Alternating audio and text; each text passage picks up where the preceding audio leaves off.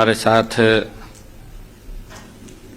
मेरे कैबिनेट के सहयोगी मंत्री कृष्ण बेदी जी, कैबिनेट के हमारे दूसरे मंत्री कृष्ण लाल पंवार जी, विपुल गोयल जी और उपस्थित सभी पत्रकार साथियों का हार्दिक स्वागत और अभिनंदन करता हूं। आज की प्रेस वार्ता का विषय देश के यशस्वी प्रधानमंत्री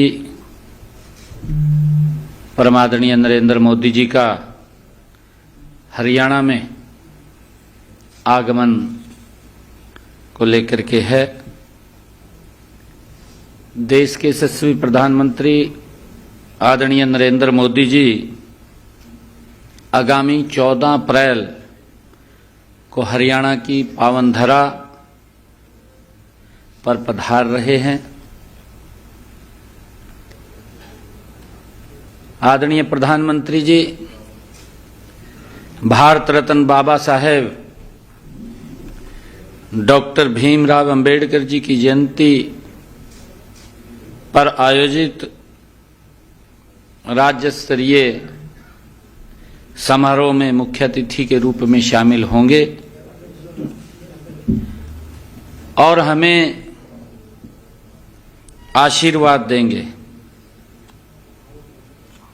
उनके जैसे कर्मयोगी का हरियाणा के लोगों को आशीर्वाद न केवल हमारी नई पीढ़ी के लिए प्रेरणा का स्रोत है, बल्कि इससे हमारा मनोबल भी ऊंचा होगा। संविधान शिल्पी डॉक्टर भीमराव अंबेडकर जी ने करोड़ों दीन दुखियों तथा पिछड़े भाइयों के जीवन के कल्याण उत्थान के लिए अपना पूरा जीवन समर्पित किया है। उन्होंने संविधान के माध्यम से समाज को एक सूत्र में पिरोकर हमें नया मार्ग दिखाया है। उनके जीवन से नई पीढ़ी को सीख व प्रेरणा देने के उद्देश्य से उनका जयंती समारोह आयोजित किया जा रहा है, क्योंकि हर वर्ष जब से हरियाणा में भारतीय जनता पार्टी की सरकार बनी है, हमारे महापुरुषों के दिवसों को राज्य स्तर के ऊपर मनाने का ये हमें अवसर मिलता है।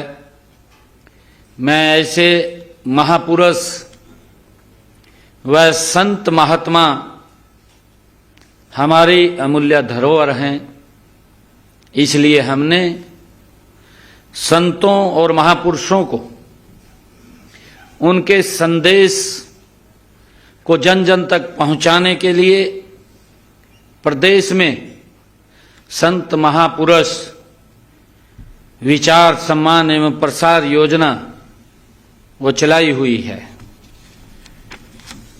आप सब जानते हैं कि माननीय प्रधानमंत्री नरेंद्र मोदी जी जब भी हरियाणा में आए हैं, उन्होंने हरियाणा प्रदेश के मेरे परिवारजनों के लिए सौगात के पिटारे खोले हैं।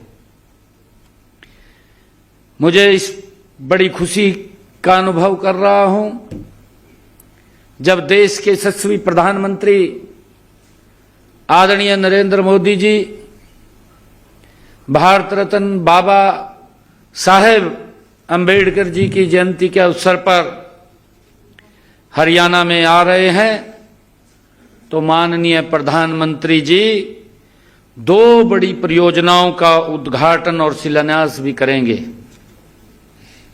यमुनानगर में Chaudhary Dinbandhu Chhoturam thermal power plant के 800 मेगावाट की नई इकाई का शिलान्यास आदरणीय प्रधानमंत्री जी के आशीर्वाद कर कमलों से होगा। इस परियोजना पर 7,272 करोड़ रुपए की लागत आएगी। इसके अलावा जो दूसरी बड़ी परियोजना है, हिसार में महाराजा अग्रसेन हवाई अड्डे से हवाई सेवाओं का शुभारंभ भी अपने कर कमलों से करेंगे। इन दोनों योजनाओं के बारे में मैं थोड़ा आपके बीच में चर्चा करना चाहूंगा कि अभी भारत सरकार द्वारा ऊर्जा मंत्रालय, Haryana power generation corporation limited को Deenbandhu Chaudhary Chhoturam thermal power plant Yamunanagar में 800 मेगावाट की तीसरी इकाई स्थापित करने की हमें अनुमति मिली है। हमने उसका टेंडर भी फ्लॉट हुआ है और आदरणीय प्रधानमंत्री जी के कर कमलों से वो कार्य शुरू हो जाएगा। यह परियोजना यमुनानगर में Dinbandhu Chaudhary Chhoturam thermal power project में 600 मेगावाट के मौजूदा संयंत्र का विस्तार है। इस परियोजना को पूरा करने के लिए 52 महीने का समय सीमा तय की गई है, जबकि वाणिज्य संचालन 48 महीने के अंदर शुरू हो जाएगा। इस इकाई से हरियाणा की घरेलू ऊर्जा उत्पादन क्षमता 3,382 मेगावाट तक बढ़ जाएगी। वर्तमान में राज्य में लगभग 14,000 मेगावाट बिजली उपलब्ध है। इससे 2,582 मेगावाट HPGCL द्वारा उत्पन्न की जाती है। इस परियोजना की जो केंद्रीय पर्यावरण एवं जलवायु परिवर्तन मंत्रालय से भी क्लीयरेंस हो गई है। हरियाणा राज्य पोल्यूशन बोर्ड नियंत्रण बोर्ड से भी इस परियोजना की को मंजूरी मिल चुकी है। और इसी प्रकार देश के यशस्वी प्रधानमंत्री आदरणीय नरेंद्र मोदी जी महाराजा अग्रसेन हवाई अड्डे से हवाई सेवाओं का शुभारंभ अपने कर कमलों से हरियाणा वासियों को नई सौगात देंगे। मुझे खुशी है कि हिसार में महाराजा अग्रसेन जी के नाम से पहला ये हवाई अड्डा, जिसका शुभारंभ देश के यशस्वी प्रधानमंत्री जी के कर कमलों से हो रहा है। यह हवाई अड्डा हिसार में एकीकृत विमानन हब का निर्माण 7200 एकड़ क्षेत्र में किया जा रहा है। इसमें से 4200 एकड़ में हवाई अड्डे और 3000 एकड़ में समेकित विनिर्माण क्लस्टर, इंटीग्रेटेड मैन्युफैक्चरिंग क्लस्टर स्थापित किया जा रहा है। हवाई अड्डे को विकास परियोजना 3 चरणों में पूरी की जा रही है। पहले चरण का काम पूरा हो चुका है। इसमें एक टर्मिनल तैयार है। पहले चरण के काम पर 50 करोड़ रुपए की लागत आई है। दूसरे चरण में 3000 मीटर लंबी हवाई पट्टी बनाई गई है। इससे 180 यात्रियों की क्षमता तक की एयरबस का संचालन किया जा सकेगा। ये हमारा जो हिसार हवाई अड्डे के लिए 13 जून 2024 को 5 शहरों को सेवाएं शुरू करने हेतु अलायंस एयर के साथ हमारा MOU हमने किया था। एयरपोर्ट अथॉरिटी ऑफ इंडिया द्वारा लाइसेंस के लिए केंद्रीय नगर एवं विमानन मंत्रालय महानिदेशालय को 23 जनवरी 2025 को हमने लाइसेंस के लिए आवेदन किया था और 28 फरवरी 2025 को ये हमें दे दिया गया। केंद्रीय नगर विमानन महानिदेशालय ने 13 मार्च 2025 को एयरपोर्ट अथॉरिटी ऑफ इंडिया को लाइसेंस वो जारी कर दिया गया। हमें खुशी है कि हमने अपने 17 मार्च के बजट भाषण में भी हिसार से अयोध्या, जयपुर, चंडीगढ़, अहमदाबाद व जम्मू के लिए हवाई सेवा प्रारंभ करने की घोषणा की थी। महाराजा अग्रसेन हिसार हवाई अड्डे से हवाई सेवाएं शुरू होने से इन सब शहरों के लिए हवाई सेवा शुरू की जाएगी। माननीय प्रधानमंत्री जी ने हरियाणा की धरा से जो भी अभियान की शुरू किए हैं वो देश में जन आंदोलन बने हैं। देश के यशस्वी प्रधानमंत्री जी ने चाहे स्वच्छता का अभियान हो, चाहे स्वच्छता का अभियान हो, चाहे बेटी बचाओ बेटी पढ़ाओ का अभियान हो, इन सब को बचाने के लिए आदरणीय प्रधानमंत्री जी ने सामाजिक चेतना को ये सब जन आंदोलन बन चुके हैं। गत दिवस माननीय केंद्रीय जल शक्ति मंत्री CR पाटिल जी ने भी राष्ट्रीय जल शक्ति अभियान कैच द रेन 2025 का शुभारंभ भी हरियाणा की पावन धरा से जल संरक्षण का नया अभियान शुरू किया है। पत्रकार साथियों, क्योंकि पिछले दिनों मैंने अपना बजट प्रस्तुत किया था, मैं बजट के संबंध में भी कुछ चर्चा आप लोगों से आज इस अवसर पर करना चाहता हूं।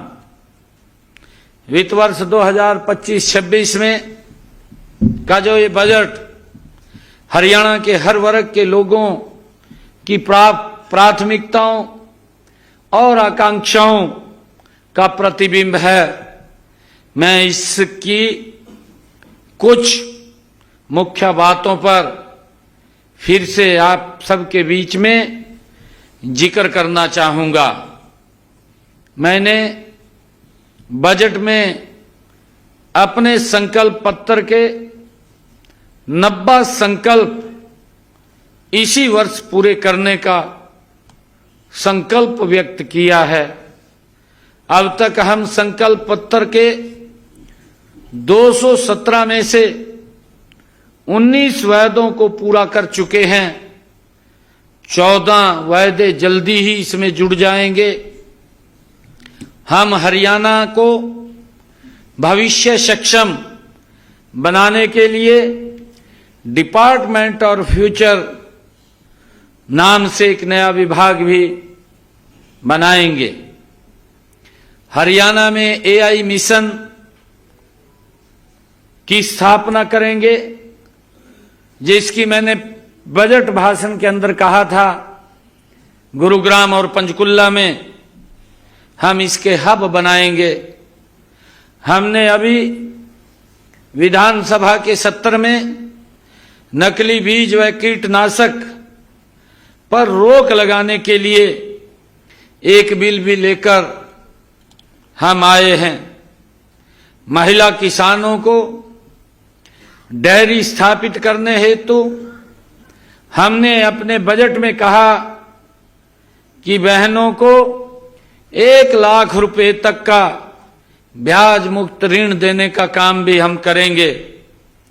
हमने ये भी कहा है कि हरियाणा प्रदेश के हर 10 किलोमीटर पर एक नया मॉडल संस्कृत स्कूल खोला जाएगा, जिससे कि हमारे युवाओं को अच्छी और सस्ती एजुकेशन मिल सके। उसको लेकर के हम हर 10 किलोमीटर पर एक संस्कृत मॉडल स्कूल हम खोलने जा रहे हैं। इसी कड़ी में हर जिला में एक राजकीय मॉडल संस्कृत महाविद्यालय, संस्कृत विद्यालय में centre of excellence in sports भी बनाया जाएगा। हर जिले में एक राजकीय मॉडल संस्कृत विद्यालय को centre of excellence in skill बनाया जाएगा। 10वीं से 12वीं के विद्यार्थियों के लिए हर वर्ष हरियाणा मैथ ओलंपियाड आयोजित किया जाएगा। विश्व कौशल ओलंपिक के पदक विजेताओं को 10 लाख रुपए तक नगद पुरस्कार दिया जाएगा। कैंसर के मरीजों के लिए 17 जिलों में डे केयर सेंटर्स खोले जाएंगे। हमने ये भी कहा है कि प्रदेश में एमबीबीएस की सीटें जो पहले 2185 थी, बढ़ा करके 2485 की जाएंगी।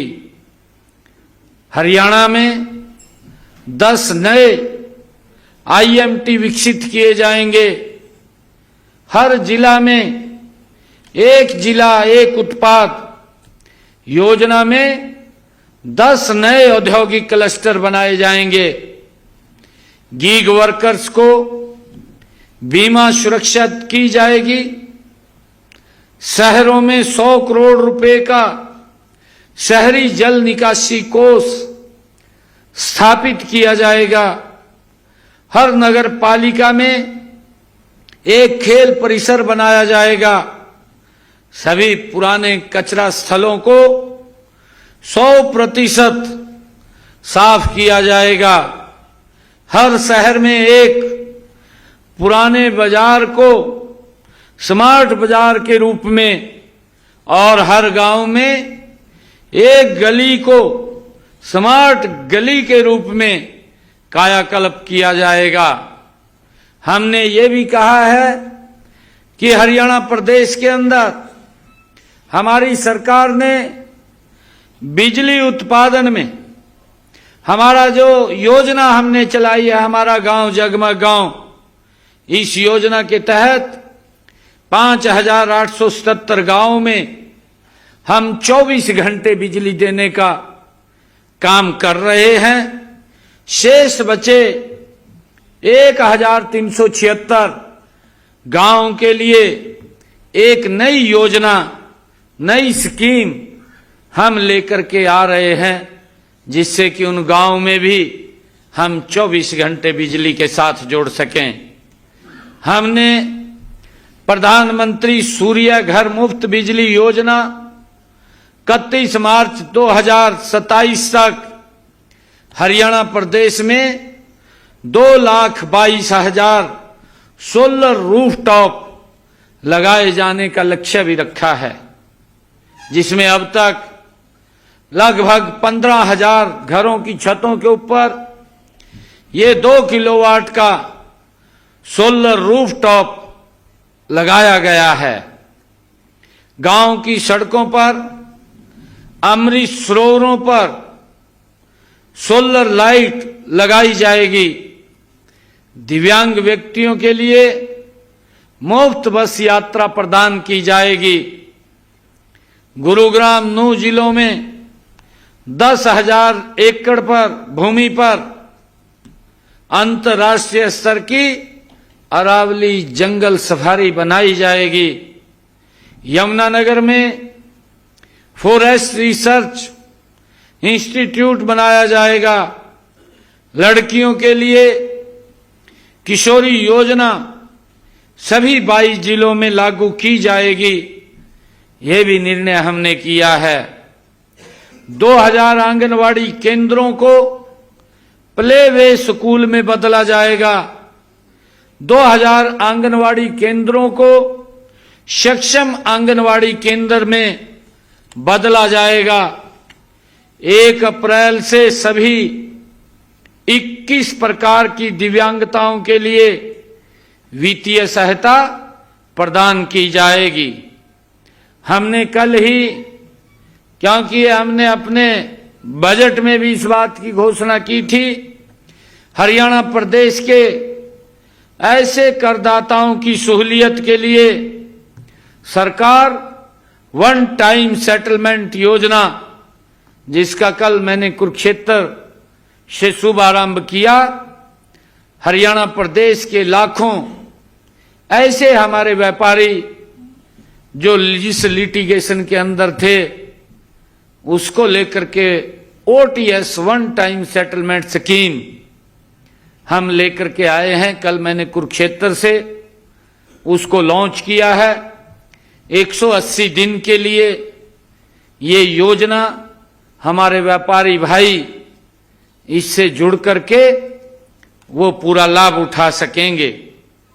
हमने जो 1 लाख रुपए से लेकर के 10 लाख रुपए तक जो हमारे छोटे व्यापारी हैं, जिनके लिटिगेशन के टैक्स के मामले कोर्ट में हैं, उसका मूल का 1 लाख तो माफ होगा, उसका पूरा पेनल्टी और ब्याज भी माफ होगा, और उसके साथ साथ उसको 40% उस मूल का देना होगा। ये निर्णय हमने किया है।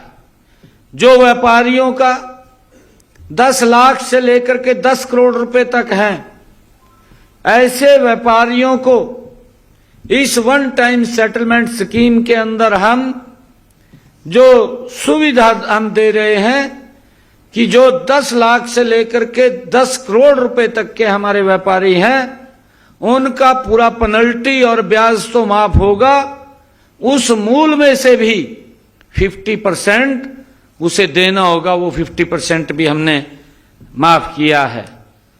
और तीसरी स्कीम जो 10 करोड़ से लेकर के ऊपर की है, ऐसे सब व्यापारियों को हमने पेनल्टी और ब्याज पूर्ण रूप से उसका माफ किया है। बाकी उसने अपना मूल वो देना होगा। मुझे ये पूर्ण विश्वास है हमारे हरियाणा प्रदेश के व्यापारी इस स्कीम का लाभ उठाएंगे और लाभ उठा करके उस लिटिगेशन को वो समाप्त करेंगे। हमने ये भी निर्णय किया है कि पिछले 3 से 4 वर्षों के ऑडिट एक ही बार में किए जाएंगे, ताकि व्यापारियों को बार बार दफ्तरों के चक्कर न लगाने पड़े। हरियाणा के कर्मचारियों को यूपीएस का लाभ दिया जाएगा। माननीय प्रधानमंत्री नरेंद्र मोदी जी के सबका साथ, सबका विकास, सबका विश्वास और सबका प्रयास विजन के साथ हमारी सरकार हरियाणा को विकसित करने, तेज गति से कार्य करने के लिए कटिबद्ध है। आदरणीय प्रधानमंत्री जी का जो विजन है, 2047 तक भारत को गति से विकसित राष्ट्र बनाना, हरियाणा भी उनके साथ कंधे से कंधा मिला करके विकसित हरियाणा के साथ साथ विकसित भारत में अपना महत्वपूर्ण योगदान देगा।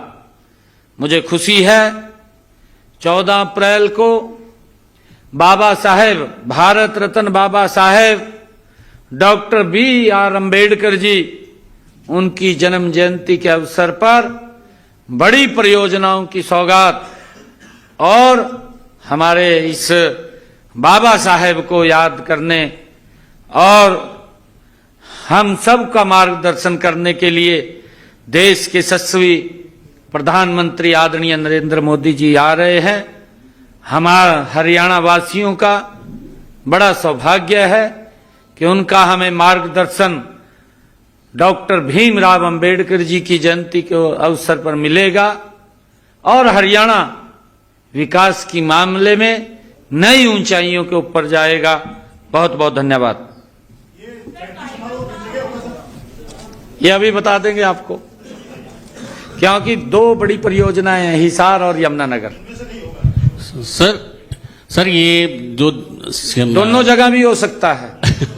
नहीं, अभी बताएंगे आपको, मैं तो अपनी तरफ से कह रहा हूं। ये हिसार में पहले आएंगे, यमुनानगर में पहले आएंगे? ये पूरी की पूरी आपको जानकारी हम देंगे। ये सर अपने पावर जनरेशन का बताया है जी। ये टारगेट पूरा होने के बाद हम पावर प्लस होंगे या डिमांड में कुछ डिफरेंस रहेगा?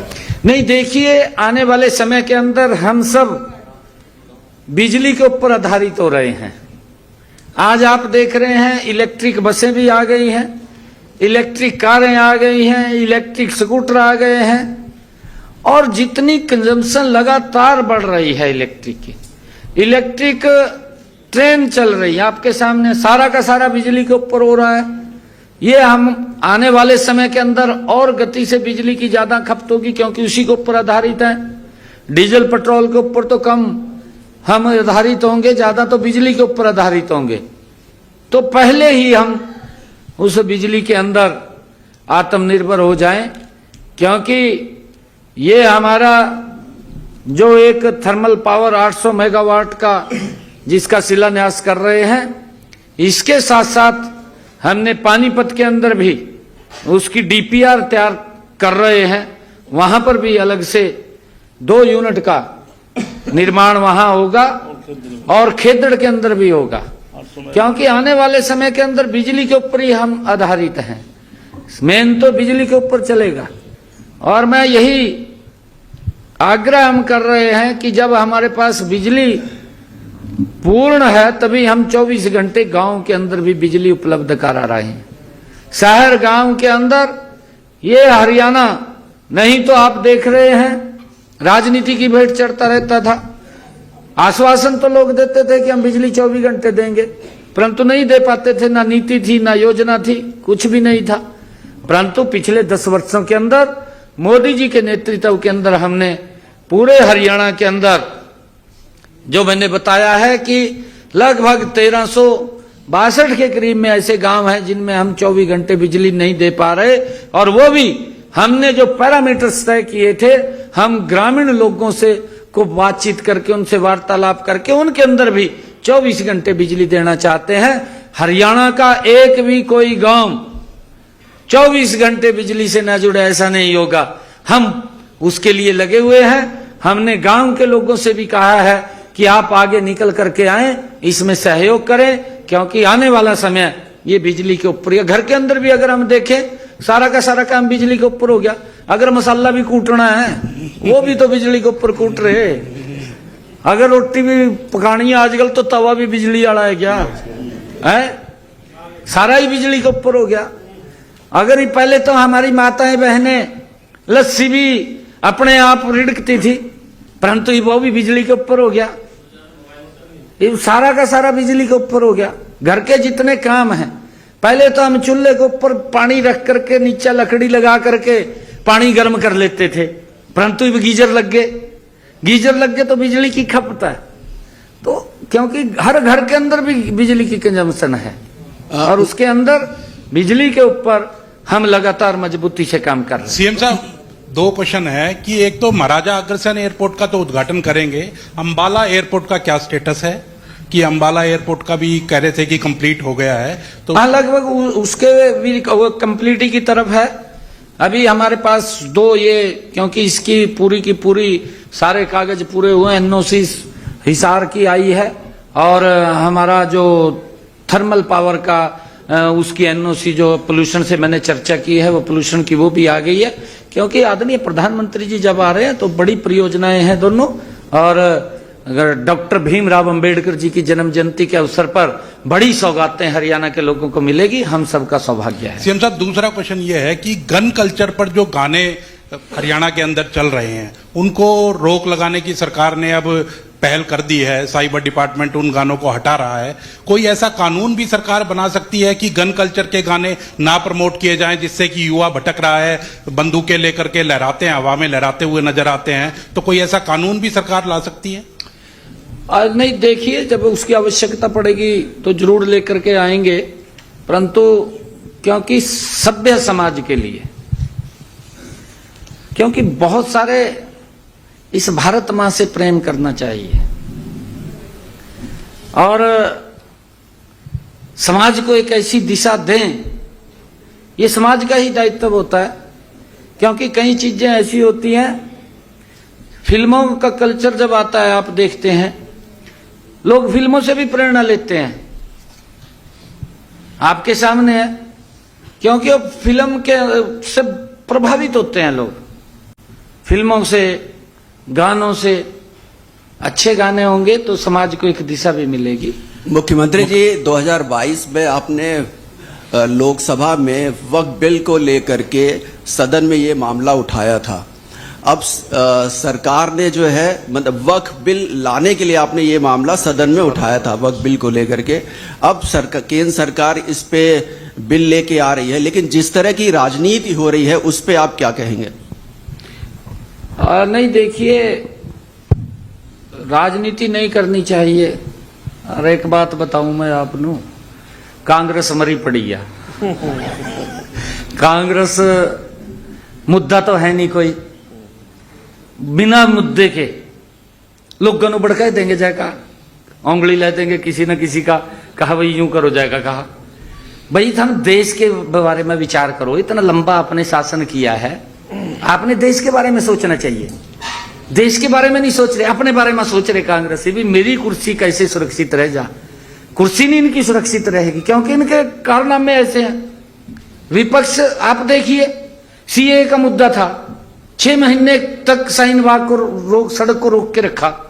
भाई हम बार बार ये बात कहते रहे कि ये सीए के अंदर जो धर्म के आधार पर प्रताड़ित हुए हैं, ऐसे लोगों को यहां नागरिकता देने का वो कानून था कि किसी की नागरिकता नहीं जा रही। यही उंगली ले दी, कहा जी यहां के लोगों के कागज देखेंगे। भाई देखेंगे, फिर उनके कागज तो देखेंगे जो रोहिंग्या हैं, देखेंगे नहीं उनके। अब आप किसी भी देश के अंदर रह रहे हैं तो देश के अंदर कहीं ना कहीं व्यक्ति कोई अगर वीजा लेकर के आ रहा है, वो बता रहा है कि मैं घूमने के लिए आ रहा हूं, मैं काम करने के लिए आ रहा हूं, मैं बिजनेस करने के लिए आ रहा हूं, है वो बताता है आकर के, ऐसा नहीं है। परंतु जिस प्रकार से इलीगल घुसपैठ होती है और जिस प्रकार से उनको यहां पर एक वोट बैंक के रूप में इस्तेमाल किया है, दुर्भाग्यपूर्ण है। मुख्यमंत्री साहब, एक आखिरी सवाल सीएम साहब, क्योंकि सीएम साहब ये सर, अरे डेविएट हो रहा है ना सब्जेक्ट। जो ओपीएस स्कीम पर जिस तरह से आपने घोषणा की है कि आप 10 लाख से लेकर 10 करोड़ तक का जो आप डिस्काउंट दे रहे हैं व्यापारियों के लिए, उसकी रिकवरी, देखिए नुकसान तो सरकार का होगा कि जो आप स्कीम में उन लोगों को फायदा दे रहे हैं, उसमें सरकार को रिकवरी कैसे होगी? उस रकम की रिकवरी क्या करेंगे, या उसके लिए कोई स्कीम कर रहे हैं अपने लिए आप? नहीं, देखिए आपने अच्छा सवाल किया है, क्योंकि इतने लंबे समय से वो लिटिगेशन में चल रहे हैं। क्योंकि हमारी सरकार की सोच है कि लोगों के जीवन को सरल करना, क्योंकि उसी पैसे से ही प्रदेश का, देश का विकास होता है। और वो लंबे समय से कोर्टों के चक्कर काट रहे हैं, और कोर्ट के चक्कर काट रहे तो कोई समाधान नहीं निकल रहा। तो हमने कहा है कि वो समस्या का समाधान भी होगा। जब नहीं कुछ आ रहा है, कुछ तो आएगा, और आगे और देंगे। वही लोग तो है देने वाले, और कौन लोग हैं? वही लोग देने वाले हैं, और आगे और देंगे, ताकि आगे का रास्ता तो ठीक हो। और उनकी एक जो तलवार लटकी हुई है कानूनी, उससे भी राहत मिलेगी। व्यक्ति विकास के ऊपर आगे बढ़ेगा। हमारी सोच है कि प्रदेश, देश और व्यक्ति विकास के ऊपर आगे बढ़े। एक मिनट, एक जना। हाँ, सवाल मेरा ये है सर, ट्रिपल इंजन की सरकार आज के समय में हरियाणा में है, और 11 साल से जब से देखा जाए चुनाव, आप लगातार चुनाव जीतते आए। आपके नेतृत्व में लोकसभा, विधानसभा और अब नगर निकाय के भी चुनाव जीते हैं, और आपने कहा है कि नगर निकाय को हम छोटी जो सरकार है उसको ज़्यादा से ज़्यादा मजबूत करेंगे। तो जैसे कल एक शपथ समारोह भी पंचकुला में आयोजित हो रहा है। मेरा सर ये सवाल है कि जो डेवलपमेंट हो ये नगर निकाय से, उसके लिए क्या क्या सरकार नई योजनाएं ला रही है हरियाणा के लिए? ला रहे ना, मैंने बजट के अंदर भी बताया, हमने संकल्प पत्र में भी कहा है। हमारा जो संकल्प पत्र है, जो हम चुनाव के अंदर गए थे, उसमें भी हम संकल्प पत्र लेकर के आए थे प्रदेश स्तरीय। वो सारे काम पूरे करेंगे ना, पूरे करेंगे। आपने पंचकुला में जो नए कर्मचारी जो आए थे 25,000, आपने अपनी सबके बाद पहले को ज्वाइन कराया था। फिर एक कार्यक्रम में आपने कहा था कि जो बकाया पेपर है बच्चों के नौकरी वाले, वो जल्दी होंगे, जो वेटिंग लिस्ट है वो जल्दी जारी होगी, और जो पुलिस के 5600 पदों का विज्ञापन 16 अगस्त 2024 को जारी हुआ था, उसका आवेदन मांगे थे। वो प्रक्रिया कहीं ठप है? कोई ठप नहीं है, आपके सामने। सीजी तो आपने कहा था महीने में करा देंगे, लेकिन हरियाणा स्टाफ सिलेक्शन कमीशन ने अभी उन पे कोई कार्रवाई नहीं की है। तो बच्चे ये जानना चाहते हैं कि ये कब तक प्रक्रिया शुरू हो जाएगी, जो रुके हुए पेपर? नहीं, वो कर रहे हैं, अभी आपके सामने है। 1100 डॉक्टरों को अभी ज्वाइन करवाया। नहीं, चलिए, प्रक्रियाएं चल रही हैं, ऐसा नहीं है। आप 25,000 के बाद तो 1100 डॉक्टर भी लगा लिए हमने, अभी और भी लगाएंगे। चल रही है प्रक्रियाएं। दूसरा, आज हरियाणा के शासन पूरे देश के राज्यों के कर्ज के बारे में लोकसभा में सवाल का जवाब दिया भारत सरकार ने। उसमें सबसे टॉप में तो अरुणाचल प्रदेश और पंजाब है, जिसका जीएसटी के मुकाबले कर्ज बहुत ज्यादा है।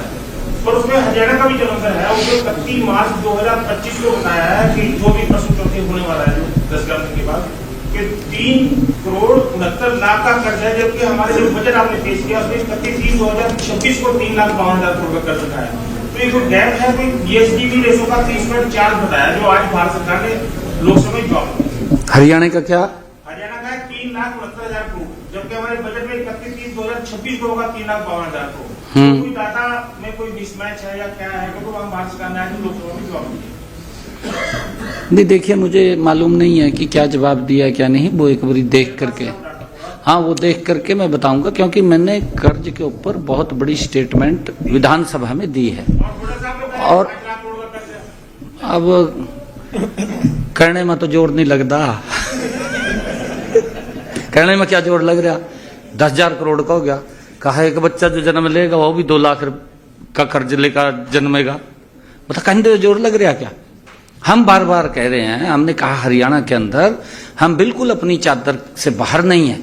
मैंने ये भी कहा, आंकड़ों के सहित कहा है कि 2014-15 में जो लोन की परसेंटेज थी, जो लोन इन्होंने लिया था, ये तो हमने नहीं लिया था, ये तो हुड्डा साहब ने लिया था। जो वो परसेंटेज थी, आज भी वही परसेंटेज है, और उससे भी हम नीचे लेकर के आ रहे हैं उसको। फिर कहाँ ये बगैर मतलब की बातें करते हैं? अभी भी मैं जब रिप्लाई दूंगा उसके अंदर बताऊंगा मैं। Thank you.